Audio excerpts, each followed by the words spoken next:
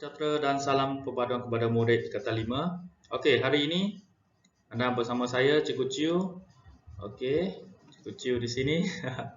Okey, apa yang kita telah belajar pada bab 2 kita sekarang dah masuk bab 3 secara tidak langsung untuk maklumat kalian. So saya harap kamu ambil perhatian apa yang anda telah belajar sebab perlembagaan persekutuan ini sangat penting. Kalau anda tak faham, memang susah untuk anda menguasai sukatan tingkatan 5 pada tahun ini, iaitu latar belakang sejarah perlembagaan persekutuan. Bagaimana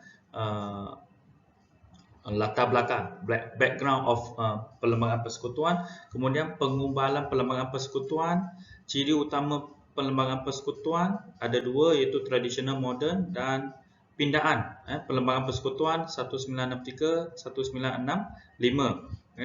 Kita tahu di sini kalau 1965 ni pemisahan Singapura. Jom kita tengok indeks pada hari ini. Okey, ini bukan indeks, ini bab. Nanti Cikgu Chiu minta kamu tulis indeks. Raja perlembagaan dan demokrasi berparlimen. Raja ada kuasa tetapi masih terikat dengan perlembagaan. Demokrasi berparlimen, rakyat ada kuasa untuk menentukan individu atau membentuk kerajaan. Ini yang dimasukkan dalam bab 3 pada kali ini. And next, kita boleh tengok secara pintas lalu indeks nanti Cikgu Chiu minta kamu tulis nanti. Sinopsis ini kamu kena tahu negara kita mempunyai sistem pemerintahan raja perlembagaan dan demokrasi berparlimen. Dia sangat berkait rapat dengan latar belakang sejarah pemerintahan beraja di negara kita.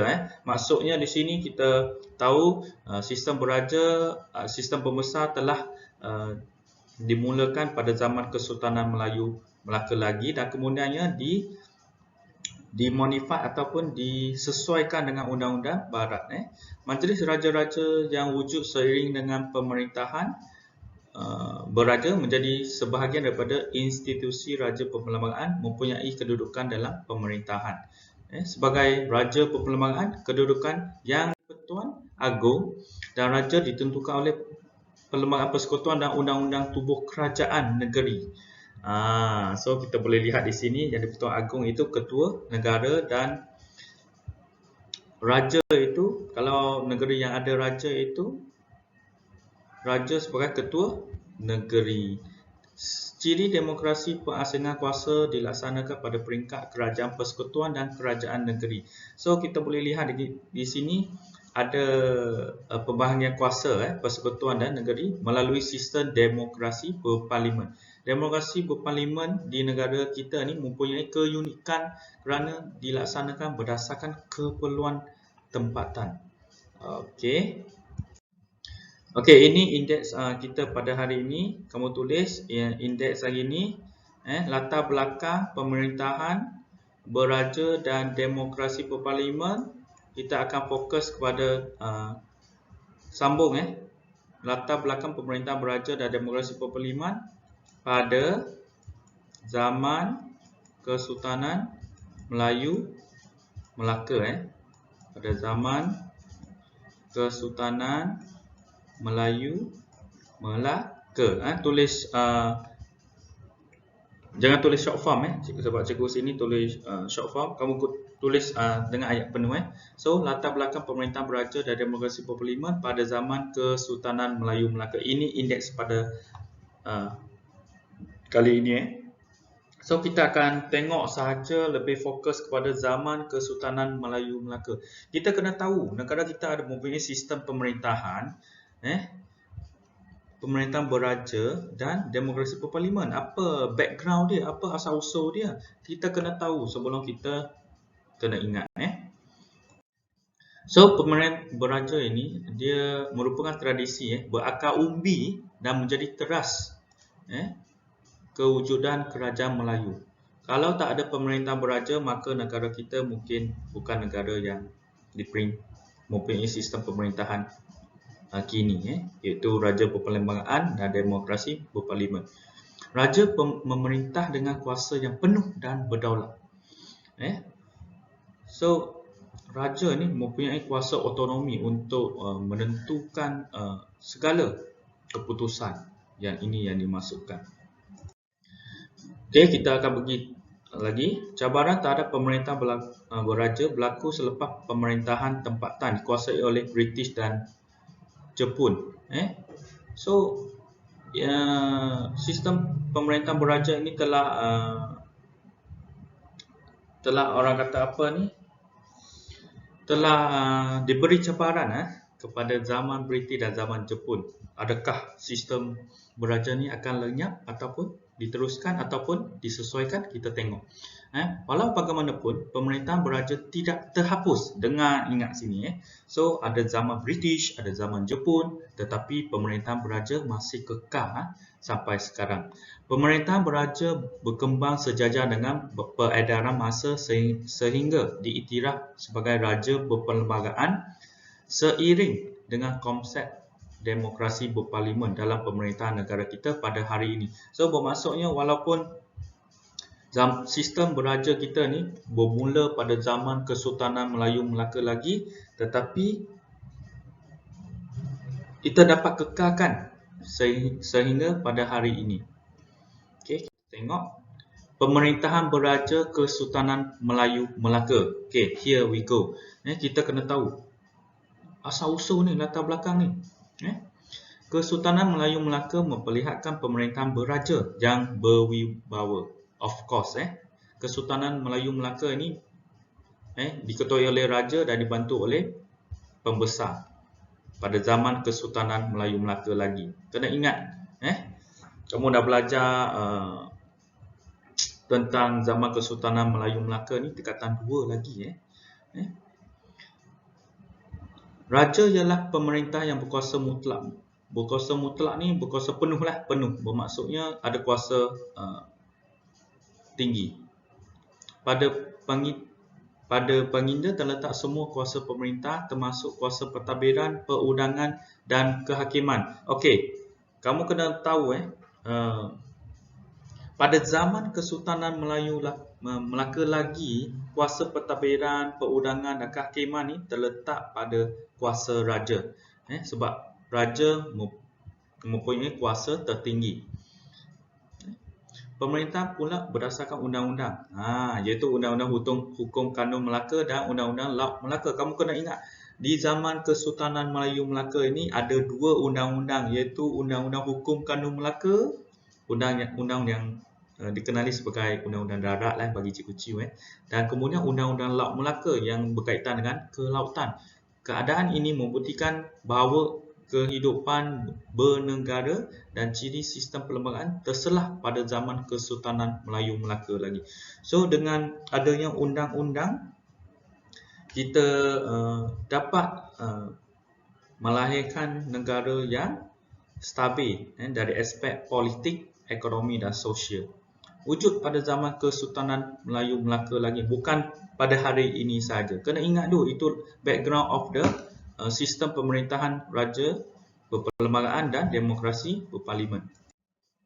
Next, pemerintahan Kesultanan Melayu Melaka ini diperkukuhkan dengan konsep Islam. Kita tahu konsep Islam. Konsep ini sekaligus menjadikan raja sebagai ketua agama Islam. From here, raja sebagai ketua agama Islam. From zaman Kesultanan Melayu Melaka lagi. Pemerintahan Kesultanan Melayu Melaka ini mempunyai pengaruh yang besar bagi membina tradisi dan adat istiadat yang diwarisi oleh Kesultanan Melayu Melaka. Muncul kebuniannya. Apabila akhirnya zaman Kesultanan Melayu Melaka, kita akan lihat apa negeri-negeri Melayu yang muncul dan diteruskan dengan menggunakan warisan ataupun sistem yang digunakan oleh zaman Kesultanan Melayu Melaka. Kesultanan Melayu merujuk kerajaan yang mempunyai pertalian dengan Kesultanan Melayu Melaka sama ada dari segi keturunan maupun penuh menjadi naungan ataupun jajahan taluk Kesultanan ini. So, bermaksud di sini, walaupun zaman Kesultanan Melayu Melaka sudah berakhir, tetapi tradisi yang diwarisi oleh zaman Kesultanan Melayu Melaka ini diteruskan oleh negeri Melayu ataupun Kesultanan Melayu yang lain. Okey, secara tradisi, Raja-Raja Melayu dianggap sebagai sumber undang-undang, ketua kerajaan dan ketua negara. From here, peranan raja sebagai sumber undang-undang, ketua kerajaan dan ketua agama pada zaman Kesultanan Melayu Melaka lagi. You should know the peranan of raja. Baginda bertanggungjawab mempertahankan adat dan struktur masyarakat dalam kerajaan Melayu. Keabsahan, apa maksud keabsahan ini? Keadaan bagi semua tindakan terletak pada kedaulatan Raja-Raja Melayu yang merdeka. Kedaulatan Raja-Raja Melayu ni kedudukan tertinggi raja, maksud dia. Okey, kita tengok apabila zaman Kesultanan Melayu Melaka sudah berakhir, siapa yang akan teruskan dan siapa yang mewarisikannya. Okey, kita tengok Kesultanan Melayu Melaka selepas Kesultanan Melayu. Kesultanan Melayu selepas Kesultanan Melayu Melaka. Okey, legasi. Legasi ini orang kata apa? Legasi ini tinggalan. Kesultanan Melayu Melaka ini diteruskan langsung pada Kesultanan Johor Riau, Pahang dan Perak. Okey. So ingat kesultanan ini di negeri mana? Johor Riau, Pahang dan Perak. Kesultanan Terengganu Selangor merupakan kesinambungan daripada Kesultanan Johor Riau. Johor Riau ni anak buah dia. Senanglah anak buah dia, Terengganu dan Selangor. And then kita tengok Kesultanan Kelantan ni, Negeri Sembilan dan Perlis diasaskan setelah berakhirnya Kesultanan Melayu Melaka. Dan kemudian the last one iaitu Kesultanan Kedah merupakan kerajaan terawal yang diasaskan di negara kita.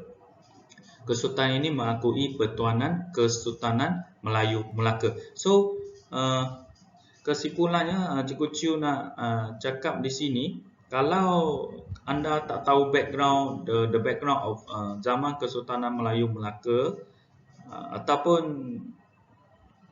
apa yang kita sudah belajar pada kelas masa lalu, saya harap anda buat pembacaan tambahan untuk memantapkan what is the zaman Kesultanan Melayu, apa kaitan perlembagaan dan sistem pemerintahan raja berperlembagaan dan demokrasi berparlimen.